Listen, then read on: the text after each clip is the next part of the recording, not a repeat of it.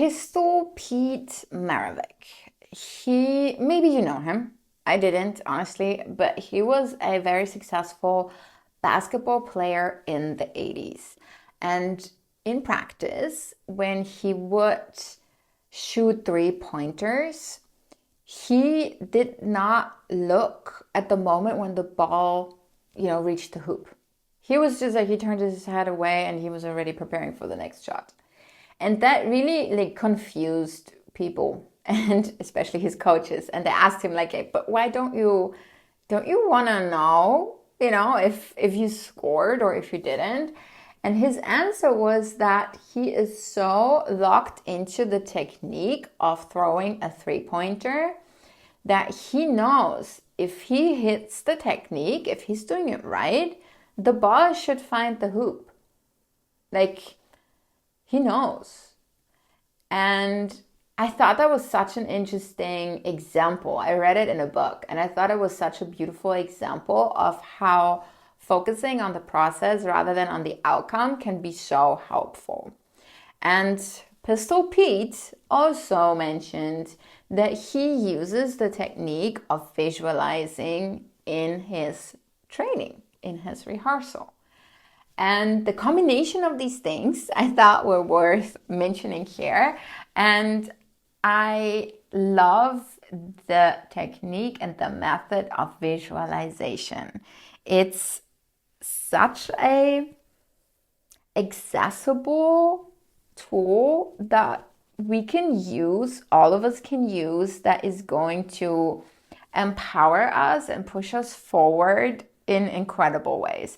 And especially when it comes to athletics, there are so many top high-end athletes who have talked about visualization and how they use it as a tool. And I always believe, I want to see what the best people do and then learn from them. So there must be something in it if all of the top athletes are doing it. And one very, very famous example of that is Michael Phelps, the swimmer, who visualizes every race, every tournament, every competition.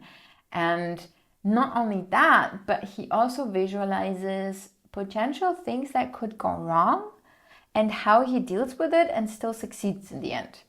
And he has had races where things went wrong and he won them anyways, So I feel like it's worth looking into that. And that is exactly what we're going to do today in this episode. So welcome to the Healthy and Aligned podcast. My name is Lisa. I am the host of this podcast, but I am also a mindset coach and a tapping coach. And I love to research, think about, and learn about all things mindset and then share it with everyone else, because I truly believe that we all deserve to live the life that we really want, the life that we dream about. And we can certainly get there with the right mindset. And so I share all the things that I discover and that I learn here on this podcast. And I'm really excited that you're here with me. And today we're going to look into visualization. As I said, we understand what it is as a mental practice, how it works, how we can learn it. I'll talk about specific practical tips that we can use to become better at visualization. But most importantly, I really want to anchor in the idea of how powerful of a tool it actually is for our life, for whatever we want to do in life. So what is it? What is visualization? Well, basically it's a technique that can be used where we mentally rehearse a situation, where we create a detailed, very concrete image experience in our head that about something that we want to do, about something where we want to succeed in that is important to us. I mean, obviously you could visualize anything, but I would, really focus on the things that are important to us, some things that we want to achieve, that we set out to do for ourselves. And the goal is to, in the end, create this sort of virtual experience for ourselves that feels like as if we were in it, as if we are doing it right now, even though we might be sitting on a couch, you know? And that's it. So it's, I mean, I guess the majority of us, they know what visualizing means. And there's nothing like secret behind it or hidden behind it. It is visualizing. That's that. Like what you think it is, that's what it is. But there are still some beliefs maybe around visualization that I want to clean up with. It's often we are told to visualize the outcome only. So visualize the gold medal around your neck, visualize crossing that finish line, or those things. And while that is beautiful and definitely a very useful tool, that's not what I want to talk about today. I want to talk about visualizing the process and the experience that brings us to that outcome, that gives us that gold medal or the finish line or the personal best or whatever we go for.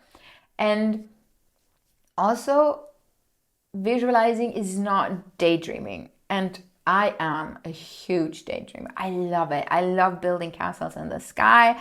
I love just letting my thoughts run with it. And, the amount of real estate I have bought mentally, and vacations I've had, and, like clothes I wore, things I bought, riches I had, like all of these things that I just daydream about, specific situations. Beautiful. I love it. I think it's such an important thing to do, to let, to allow ourselves to do, because this is also what feeds our dreams and gives us, ideas of what might actually be possible, and where we really lock into what really it is that we want to do. And again, as much as I love it, it's not what I want to talk about today. I want to talk about visualizing as a tool to mentally practice, to mentally rehearse. Because what I'm talking about is linked in neuroscience, right? It's not just wishful thinking. It's not just, oh yeah, it's nice, I thought about it and, now I'm going to do it. No. This is basically, let me say that differently. So for our brain, whether we do something actively in 3D reality, in real life, or whether we visualize doing the thing, for our brain, it's almost the same. There is no big difference between doing it in real life and doing it just in our minds. So the more realistic we create a visualization, the more our brain thinks, oh, we're actually doing it. Isn't that crazy? And the beautiful thing that lays behind it, or that we will actually use for this, is called neuroplasticity. It's a neurological concept that I have talked about before, and I will continue talking about, because it is such a fundamental concept to understand. And neuroplasticity is basically what describes our brain reorganizing itself and creating communication channels between different neurons inside our brains. So whenever I do something, whenever you do something, neurons are communicating with each other, right? And the more often I do a specific thing, the more often these specific relevant neurons talk to each other. And the more they talk to each other, the stronger the channel, the connection between those neurons gets. So what that means is strong, good channels, neurological pathways, they're often referred to, mean that the communication is less prone to mistakes, it's much more efficient, it's faster, it's more reliable, and it takes less effort, right? It's the difference between a small footpath and a highway. So on a footpath, you'll be slower, or even when you drive a car on like a dirt path, you're gonna have to drive a bit slow. It's a bit bumpy, you pay attention to it, you're more focused on it. You'll be fine. You'll get from A to B, no worries. But it'll take you more time. It'll take you much more energy and focus. Whereas when you're on a highway, the street is smooth, ideally, and straight, and you can just like speed through it. You don't have to think about it as much, and you manage to do it much more efficiently than if you're on a dirt path. And it's pretty much the same with our neurological pathways, right? So we want to build highways rather than have those dirt paths. And on the stronger those pathways are, the stronger those channels are, the less we have to actively use our attention and energy to do it, right? So let's, for example, as a kid, when we learned how to eat with forks and knives, it was a bit of a hassle. We had to figure out like how to hold the fork, how to find the mouth with the fork, how to not drop the food on the way from the plate to the mouth. Like there's so many things that you need to learn and that you need to consider. And if you've ever seen a kid eat, you can tell that it's not an easy process, right? It's a combination of a lot of different things and a lot of details that you have to pay attention to when you learn how to eat with the fork or with cutlery or whatever. Nowadays, when I eat, I do not think about that. Like, I'm pretty certain that the fork will meet my mouth and that I will most probably not drop the food along the way. Yeah, sure, accidents happen, but usually that process is pretty much on autopilot. I don't have to think about it as much. I don't have to focus on it as much, So that's what we want. We want to create pathways that allow us to then in the moment be able to do other things, pay attention to different things. Like when I eat, I can have a deep, meaningful conversation, right? I can maybe watch a movie and follow the movie and, understand what is happening. Like I have the mental capacity to do other things. So that is neuroplasticity for you. So that is beautiful. That's what we want. That's why repetition and training and rehearsing is so important, because it strengthens those communication channels and allows us to have more capacity to deal with other things. Now, when we talk about visualization, and I mentioned earlier, for the brain, when we visualize, it feels like pretty much like we're doing the thing. So through visualization, without being on the field, without being in the pool, on the court, in the boardroom, like just from the comfort of your couch or your bed or your chair, we can practice the thing as if we were doing it. So we get to strengthen those communication channels, those neurological pathways in our brain without actually doing it. So there are countless studies around this, and it's mind-blowing to me. I hope you find this as fascinating as I do. But there's one study I want to mention. It was at the University of Chicago, and they looked at basketball players. Again, it's those basketball players today, and it's again 3-pointers, and they had 3 groups, right? They had one group which was practicing 3-pointers by standing on the court and throwing the ball, right? And that's how they practiced. And then they had one group visualizing throwing 3-pointers. So they were not actively on the court, but they just visualized it. They imagined it. They were there mentally doing it, practicing it. And then there was a control group which didn't do any of those things. And then afterwards, when they had finished their trainings, whether it was visually like in their mind or physically on the court, they tested the improvement and the success rate basically of throwing 3-pointers. And the visualization group was almost as successful as the group that physically rehearsed. And yes, I hear you. But they were not as good, so physical practice is still more important. Sure, no question about it. But let's put that aside for a second. The fact that just sitting somewhere and visualizing throwing 3-pointers will allow me to be almost as successful as if I was doing it physically is incredible. That is crazy. And that shows how powerful our mind is and the connection between our minds and our bodies, because we were building muscle memory. We were building the pathways that would allow us to think less about where to put my hand on the ball, which weight I should put my, which leg I should put my weight on when I throw the ball for the 3-point, and so on and so on and so on. Like those things we can practice mentally. And that is something that I really want you to, think about and let it sink in, because that is powerful. There is also this other thing, this other like general study, I want to say, that by visualizing a specific situation, a specific event, we can inevitably lower our anxiety around that event. Because anxiety is when we look at the future. So anxiety is future oriented and we want it to go perfectly, right? We don't want it to go wrong. And we think about, oh my God, but I'm not prepared. All the things that could go wrong. And you get really anxious about things.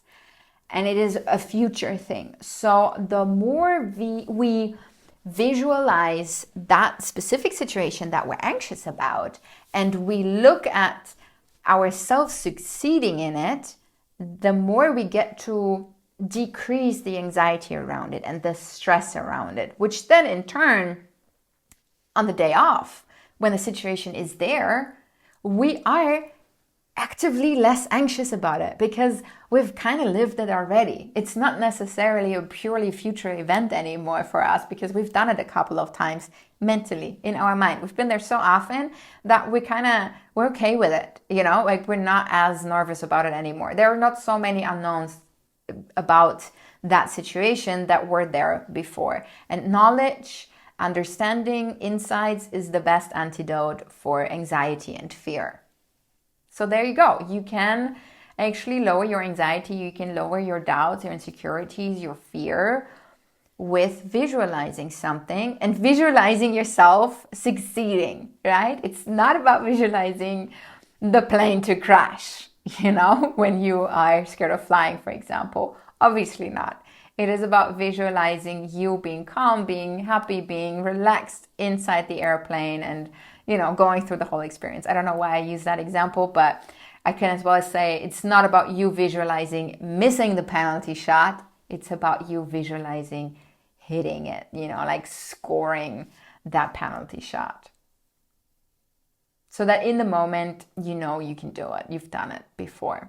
And overall, there's another, I want to say general study that was done, which was published in the Journal of Consulting Psychology, if you must know. And it just shows that through regular practice, we get to build confidence towards achieving our goals. And last week, I had an entire episode about confidence and how we can build confidence and more importantly, what it is. So confidence is basically the going from a thought to an action, believing that you have the capabilities to turn that thought into an action. That's what confidence is, right? It's the glue between thinking about something and doing it. So it is fed by action because it's the more we do something, the more confident we are that we can actually do it, right? So when we mentally practice something, we prove to ourselves that we can actually do it, which then in turn increases our confidence again. And confidence then allows us to do it. So it's a positive reinforcement, right? And the more we do something, the more we practice something, the more confident we are. And visualization is a form of practice. So evidently, what I'm trying to tell you here is visualization can make you very self-confident. I hope that makes sense to you. So this is all research and scientific background information that I feel can be so helpful in understanding why visualization is such a powerful tool and how it actually works. Because when I first heard about it, I thought it was a bit vague, yeah, sure, I visualize things. But now I understand that it actually, I don't want to say tricks the brain because that feels very manipulating, but it makes the brain feel like as if it was doing it. So it's like rehearsal. I hope I convinced you with all of these insights, with all of these definitions, and my excitement around the tool, that it is powerful and that it is so freaking useful to succeed in life, to do the things that we want to do. Because ultimately, as I said in the introduction, that is the thing for me. I want us all to live our best lives. I want you to live the life that you dream of, whether that is a successful entrepreneur, a great CEO, whether it is being a parent, whether that it I don't care. If you are going to be the fastest runner on this planet, or win a Super Bowl, or all of these dreams that you have, I want you to live it. I want you to experience that and to allow yourself to go after them, So goals and dreams are very important. And that is sort of the fuel and the motivator why I do what I do.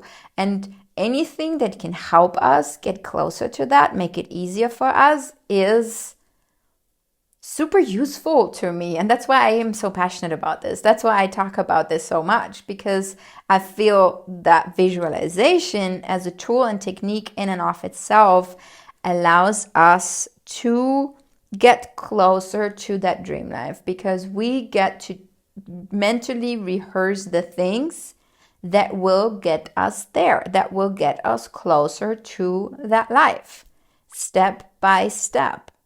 And that is just freaking beautiful, I believe. So let's talk about the technique itself. Like how do we do visualization? And I want to kind of split it into basic and advanced. So basic visualization would be, let me give you an example. Like, you take your goal, you want to run a marathon. That's your goal. That's what you want to do. You want to cross that finish line of that marathon, right? And you make sure that you are calm and undisturbed in a quiet place. Make sure that you close your eyes and really anchor into where you are, get calm, remove all the stress and blah, blah, blah, find a quiet spot.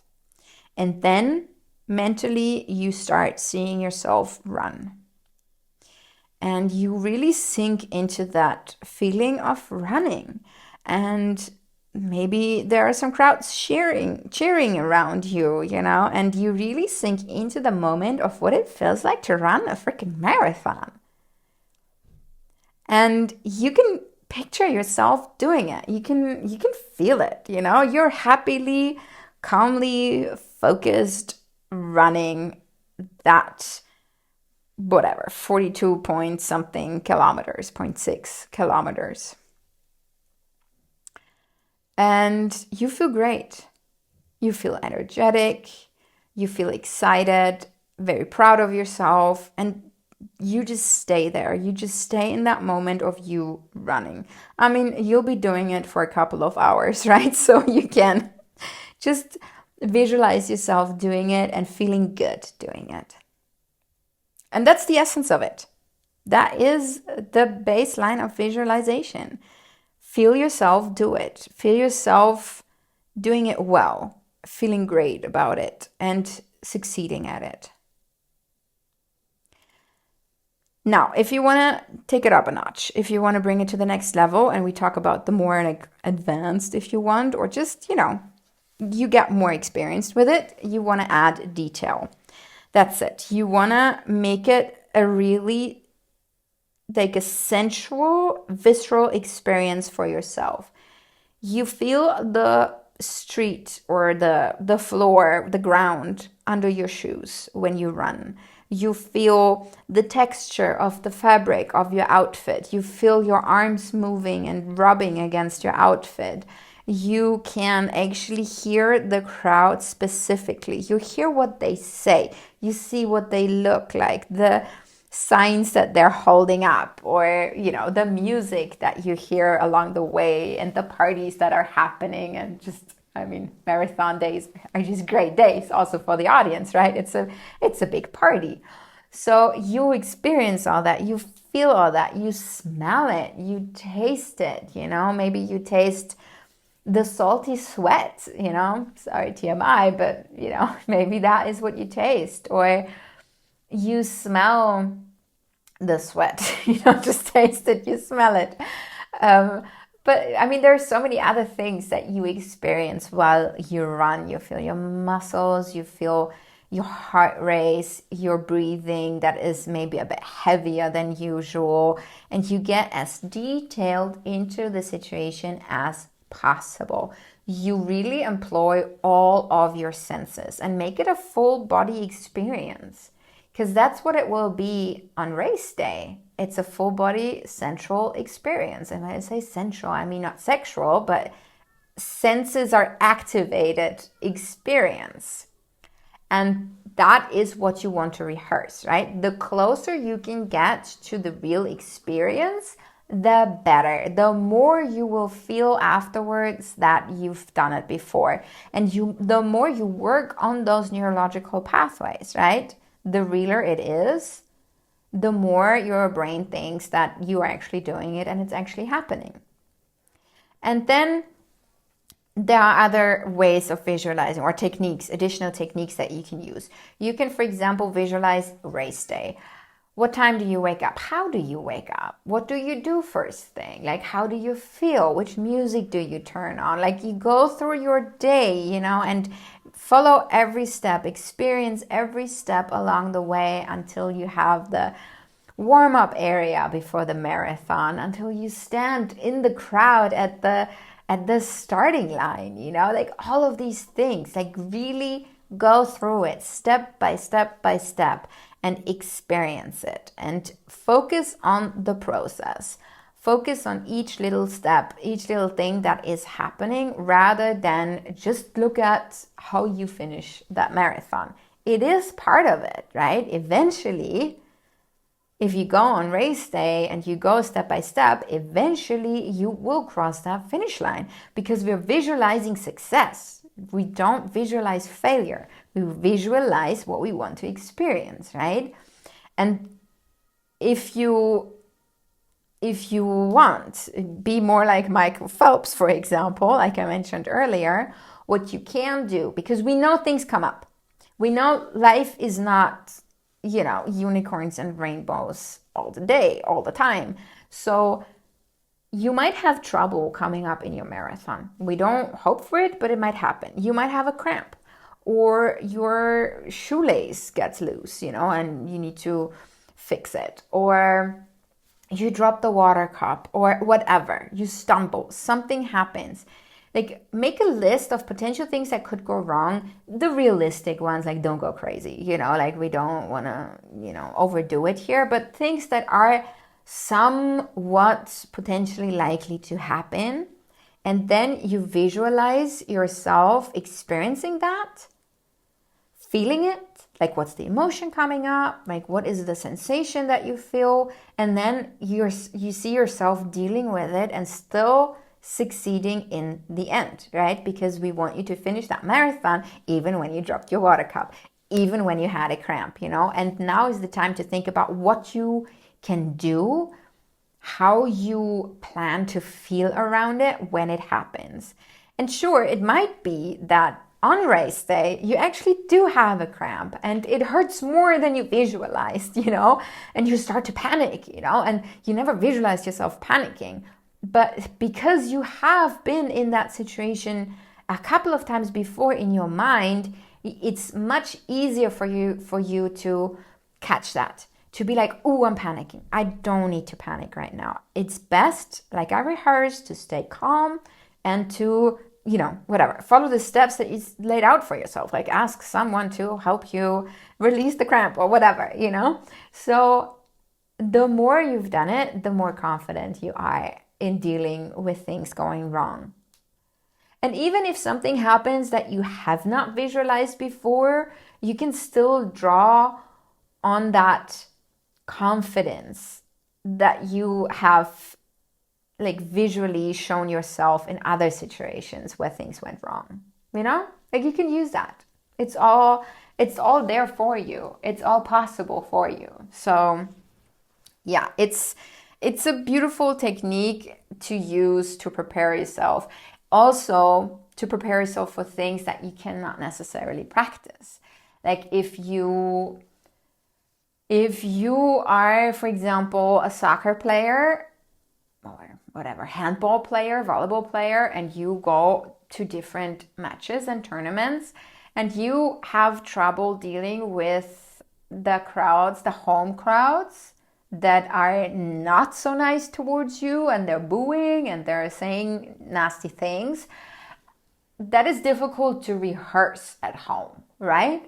But that is something that you can mentally rehearse. You can go to that place where these people are being mean, where these people are saying things you don't like to hear and that make you feel insecure, and you can rehearse how you react to that. And the more you do it, the more you rehearse your reaction, your emotion, your experience of it, the easier then again it will be for you to react this way when it happens. You know, it's mental practice. And that's why this is so useful and so powerful. It doesn't cost you any resources. You don't have to, pay for the entrance or book the materials or, no, you do it on your couch. You do it in your bed. You do it under the shower, on the train, in the bus, on the way to practice, on the way from practice. Like, it doesn't matter. Whenever you have a calm moment, you can use that to visualize whatever it is that you want to do. And I keep using athletic examples, but it could also be you giving a presentation in a boardroom, and prepare yourself, going through the script over and over again, and prepare yourself for nasty questions from other people. Or what would happen if your laptop doesn't work and you cannot show your slides? For me, during my studies, since we talk about presentations, during my studies, I studied international business and management. That's what I want to talk about. And we had presentations all the time. Like, I'm pretty sure we had to present 2-3 times a week for years, right? And during that time, everything that could go wrong went wrong. Like, I had slides not working, I had my laptop not working, I had the projector not working, I had people being late, I had, me not remembering what I was gonna say, I had me presenting with the nastiest hangover, I had teammates not showing up because they were hungover, I experienced so many things throughout my studies that could go wrong in a safe environment. And that's the great thing about it. That's why I'm grateful for them to, put us through this, because I could practice it in a safe environment. Then when I messed up, nothing would happen. My future wasn't threatened because of it, but I would figure out how to do it better. I would figure out that even though this happened, the world is still moving, and, not everything is horrible. And that is so helpful for me until this day. Like, in my corporate career, when I then had those presentations that mattered, where money was behind it or whatever, new clients or something, I was so confident in my skill that I could deal with whatever would be thrown at me. That translated into me giving good presentations, giving good talks.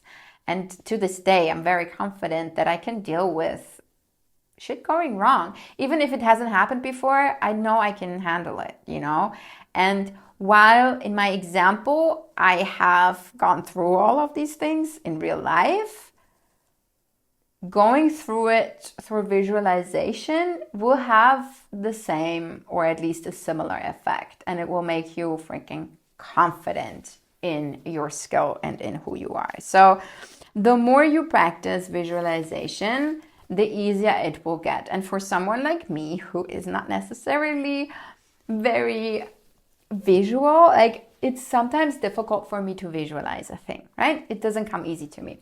And honestly, why is that? Because I don't visualize much. I mean, after this episode, I will definitely start doing it much more, but I haven't practiced visualization. And that in and of itself is a skill, right? Visualizing things, visualizing experience is a skill that we can learn, where we can also strengthen those pathways in our brain. And that is something that if you are like me, if you think it doesn't necessarily come easy to you, well, start practicing, start rehearsing, do it like me. And there are ways to do that. You can go on YouTube. There are countless guided visualizations on YouTube that you can use to start getting used to this thing, getting used to the technique, to the idea of seeing things in your mind, experiencing things that are actually not happening. And you can also start with like easy things, like start imagining inanimate objects, like an apple. Start take time, be calm, sit somewhere, close your eyes, and start picturing an apple. And then you go more into details, like what's the texture of the apple? What are the colors of it? What's the size of it? Can you touch it? What does it feel like? What does it smell like? Can you bite into it? What does it taste like? So you start practicing that skill. And the goal is not to just have images in front of your mind, but the goal is to create experiences for yourself. And again, the more we do it, the easier we get, because the more we create those connections in our brain to do it. And then, we can visualize anything on that point, and consistency is key. So let's create those strong neural pathways in our brain when it comes to visualizing, and create those experiences so our brain thinks we're actually doing it. And I want to point a special spotlight towards sports again, because I feel in that environment, visualization is so powerful. Again, I keep repeating myself there. But what it does is, the thing is, there's only so much physical exertion we can put our bodies through, right? So there are only so many times a week you can physically practice something without causing your body harm, without overtraining your body and so on, or, maybe shortening your recovery and things like that. So while physical practice is super important, no question about it, right? Then doing the same thing through visualization is so helpful, because we can then still allow our body to relax. We don't physically put it through that, but we don't have to physically run the marathon to practice a marathon, right? Because that takes a toll on your body.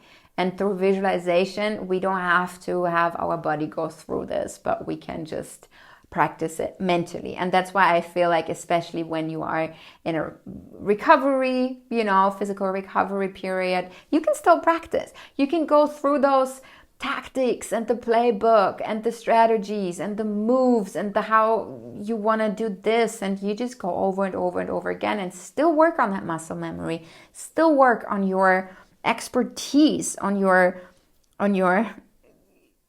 skill level when it comes to that, and reinforce that muscle memory without the physical exertion. And also, if you're injured, you can do it visually. You can do it through visualization while still allow your body to heal, right? Because when you go back to training, you don't want to start at zero again. You don't want to have everything forgotten. You want to use the time that you are injured to still practice as much as you can, right? And that's where visualization is also super grateful, a super great tool to use in that context. You can, as I said earlier, make sure that you decrease your anxiety. Maybe you have performance anxiety, pre-game jitters, like all of these nerves that come up. You can reduce that through visualizing the match day, the race day or day of competition or whatever, and become more resilient by overcoming specific challenges that might come up over and over again, and you come back stronger every time. So mental rehearsal, skill development. I've been very positive about this thing. I hope that some of my excitement came across to you. I am sold to this method for sure, and I feel like I should have done it much more in my life. But now that I know all of this, now that I've prepared this episode and, talked about it and starting to use it more in my own life, I am definitely going to work on those neurological pathways in my own brain that allow me to become a master visualizer, because heck yeah, I mean, I know that this allows me to really be the successful person that I see myself at. And why would I not do that? Like, why would I ignore this tool? So I hope you are as enthusiastic about this as I am, and that you enjoyed this episode and these insights that I share here. And if you did, make sure that you subscribe to the Healthy and the Mind podcast, because that really allows me to do more of this, and it allows other people to have the same insights, and just to discover this podcast. You know how this works. So help me out and make sure that you're subscribed. And next week we will talk about stress management and how we can maybe flip the script on stress a little bit and use it to our advantage. So I'm excited about that one as well. So until I see you again, I wish you a beautiful rest of your day.